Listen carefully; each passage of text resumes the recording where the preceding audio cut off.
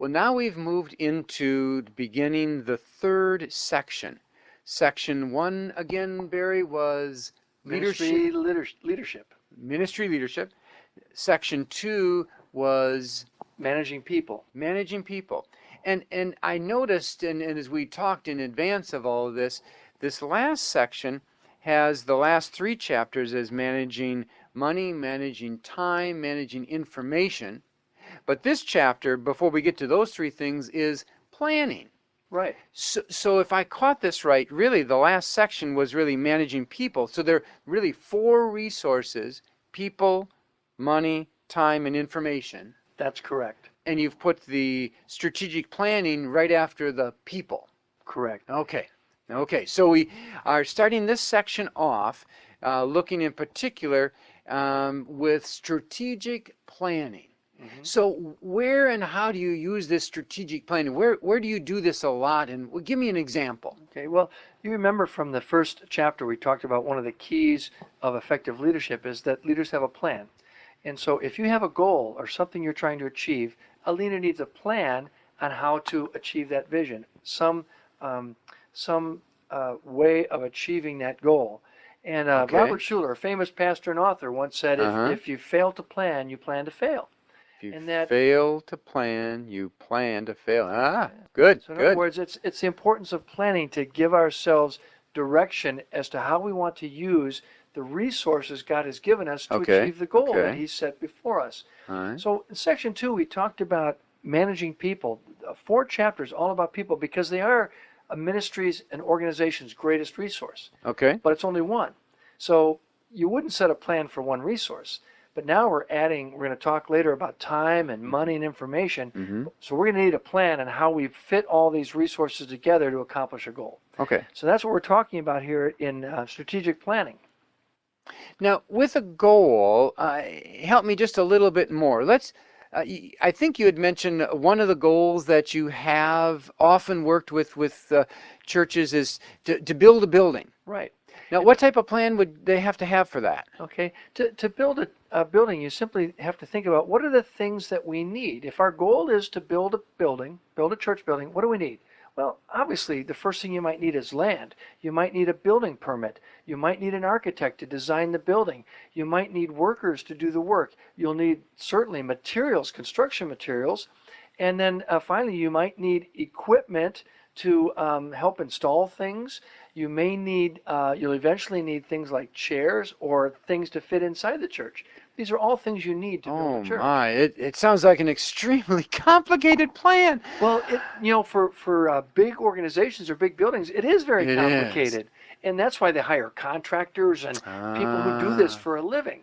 But we all plan at some level in our work I was lives going and to in say, our what families. all these things go way over what we do with our outreach centers and in our outreach ministry. But now you're saying we need plans in even the small areas? Right, because even when you think of a big plan, it still boils down to some very simple things that we have to understand about planning. Okay. And so the first thing is that you start with a goal. What am I trying to accomplish? Because if you don't have a goal, there's no reason to have a plan. Okay. And so now we have a goal. Doesn't matter what it is. It could be planning an event.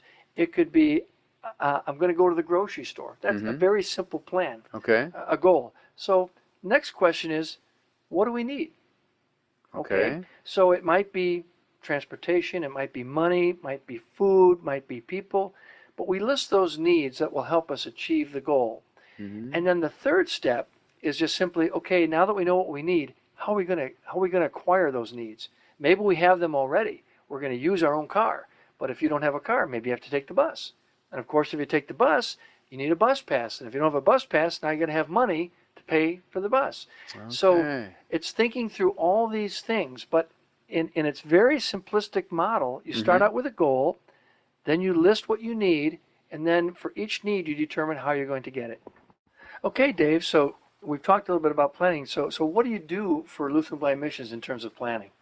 Yeah, we do a fair amount. When an outreach center is started, initial plans are that I work with the congregation, the pastor. I many times go out and visit. I help recruit volunteers, so we have those resources. Help them understand where they might need to get some funding. I help them with PR. We actually have a handbook that we provide for the outreach centers Hmm. that lays out many of these aspects. And quite frankly, there are many times when I'm asked a question, I flip open the handbook. By the way, outreach center leaders, it's there for you. If you don't have it, let me know. And so that helps get things going no matter where we start an outreach center. Well, that's great. But that's kind of at a national level. What Okay. what are some things that someone might do in a local outreach center in terms of how they might plan or use a plan? Okay, one of the centers is thinking about doing, so I'm going to extrapolate from that. Let's say they want to do a special event where they have a person that they've come in contact who is a blind singer.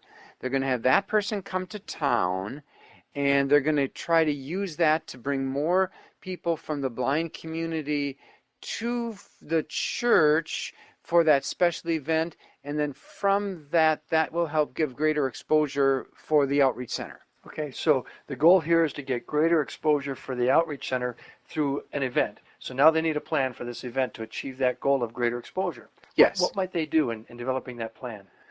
Well, first they would have to book the date that the person would come in. Hmm. So let's just arbitrarily, let's say February 25. Um, and then there would have to be some PR put out to the blind community, and that can be through the national organizations that serve blind people in a secular level. There's also closed caption radio, RSI. Newspapers sometimes do it as well because relatives see that. Hmm. So some of that would have to be done. Okay, so you've identified three things, if I might just summarize. At this point, Okay. you need a venue, Okay. you need a contract with the artist to come, Okay. and then you need publicity. Yes. Okay, is there anything else that you might need to host the event? Well, let's see. So, for example, Dave, what about transportation to the event? Have you thought about that? Hmm. How are people going to get there? Yeah, some would need transportation. Right. And that would mean for transportation, we'd have to arrange for volunteers in advance, but we'd also want an RSVP so they know who to pick up, when, and all of that contact information that would go into that. That's correct.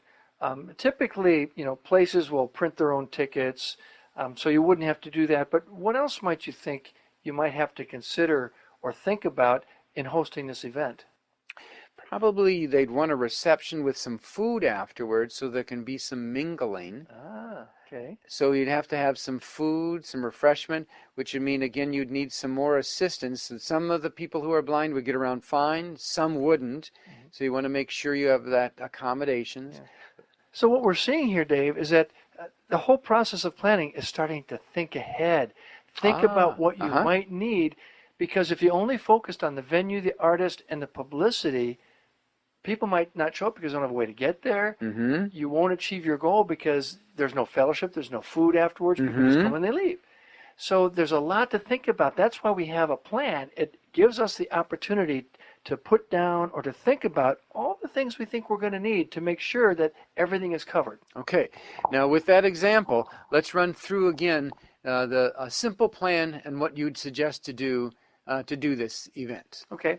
Number one, you always establish your goal. What are we trying to do? And if necessary, you can write it down or somehow record it so that everybody's in agreement that this is what we're trying to do. And if I remember from other lessons, the goal should have some measurable, quantifiable numbers with it, right? True. That's correct. If it's something that can be measurable. Because in this last example, we said we wanted to increase exposure. Yeah. We don't know how many people are going to come, but you could set a target and say, well, increased exposure means we want at least 20 new people to come. Okay. Yeah, and that's that. So set a number. 20. Okay. And then, because that can then drive your thinking about, okay, if we need 20 people, do we need 20 vehicles or different ways of transportation? So after you set your goal, the next thing is to say, okay, what do we need? And we mentioned the three simple things: the venue, the publicity, and the artist. but what else might we need? And that's where you kind of get those creative juices going, and people start, brainstorming and thinking out loud. And sometimes you come up with a great idea because you're going to try something new that you maybe never even thought about before, and because you get excited about the event. And so that's all the planning process is you state those needs. And then once you've identified that, for example, you're going to have publicity, now you've got to determine, okay, what does that mean to have publicity? Is it a flyers? Are we going to print flyers? Are we going to make phone calls to make people aware? Are we going to have to go out there and see if we can find a list of potential people to contact who may be blind that we can find? And then if you're going to do those things, who is going to do them? And do they cost any money? And when do you have to have them done? Those are some of the key things you have to think about. Give me those last three things again. The cost, how much it might cost, right, when it's going to be done, when, and who is going to do who. it. Okay, And very good. sometimes it's a matter of coordinating volunteers, or it could be staff people that are making phone calls. What about the publicity? Who's going to print up the flyers? Somebody's got to be responsible for that. It's going to cost something, and then it's going to take some amount of time to get them printed. And you don't want to do the printing after the event has happened. That's so for sure. That's why the planning process helps you make sure you get everything done in a timely fashion, that people who are responsible have goals and commitments to get those things done, and that you have the money to actually do the event the way you want to do it. And I suppose if this planning is done correctly, and again, I don't know when our listeners are listening, so let's just pretend it's the first week of January, and we had mentioned the last week of February as the goal. When we start listing all these things, who's going to do by when, we might go, oh my, we don't have enough time. Right. And therefore, to have that goal achievable by the end of February is not doable. But if we waited to the end of March, it would be. Correct. And again, you can plan an event, but you also need to make sure you get a venue available. I mean, you can plan an event for the end of February, but if you don't have a venue or the artist can't make it that day, so and you have to think how much time is needed to prepare for an event like this. Maybe it's 3 months. I don't know. Every situation is different, but those are things you think about, because what you don't want to do is invest your money and everything in an event and then not have time to be prepared for it so that the people don't come. Then you've not met your goal. Okay, so let's summarize it just to make sure that we reinforce what's happening here. Very good. Planning is just a simple 3-step process. Step 1 is you determine your goal.